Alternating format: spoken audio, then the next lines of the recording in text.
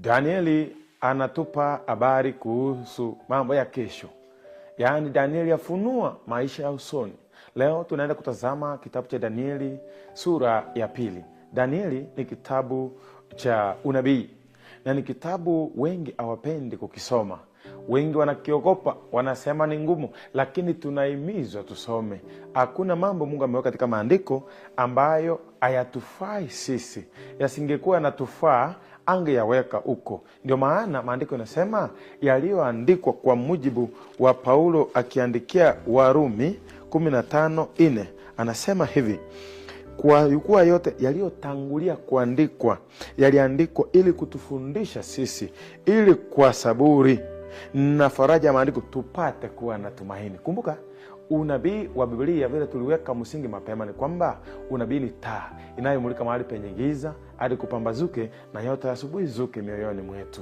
Na pia tukaona kwamba dunia iko gizani kwa mujibu wa Isaya sura ya 60, na kwamba makabila ya watu yamekutwa na giza totoro. Ndio tukaona kwamba kwa usalama wetu tupate nuru tunahitaji mafundisho ya unabii wa Biblia. Isitoshe pia tukaona unabii unatusaidia kutujenga, kutufariji na kututia moyo kwa mujibu wa Korintho wa kwanza 14:3. Na zaidi, unabii unajenga imani yetu kwa Yesu. Kwa hivyo ni muhimu tusome, ni muhimu sana tuzingatie kipindi ama mafundisho ya unabii wa Biblia, hasa vitabu viwili, Danieli na Ufunuo. Tutavitazama na kuvisoma zaidi tukitafiti ili tuweze kuelewa. Sasa Danieli ni mtumishi wa Mungu. Alikuwa amechukuliwa mateka nchi ya Babeli, na ni mambo ambayo yalitolewa unabii katika Isaya 37:8-9 wakati utawala wa Hezekia.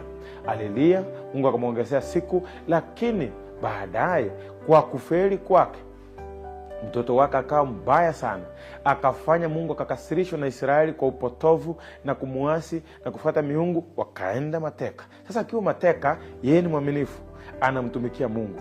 Sasa akiwa huko, Mungu akapeana ndoto ya ajabu kwa mfalme Nebukadneza, na ni mwaka wa 603 kabla ya Kristo. Alipompa ndoto hiyo, ilikuwa ndoto ya ajabu sana, si ya kawaida.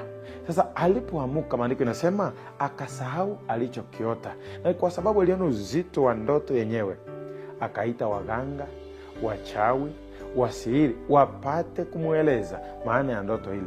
Mbona alifanya hivyo? Kumbuka huyu ni mfalme mpagani, na huyu mfalme mpagani alikuwa anategemea wenye hekima. Wachawi, waganga, wasihiri walikuwa wanaitwa wenye hekima, na ni watu walikuwa wameajiri, wanalipwa mshahara.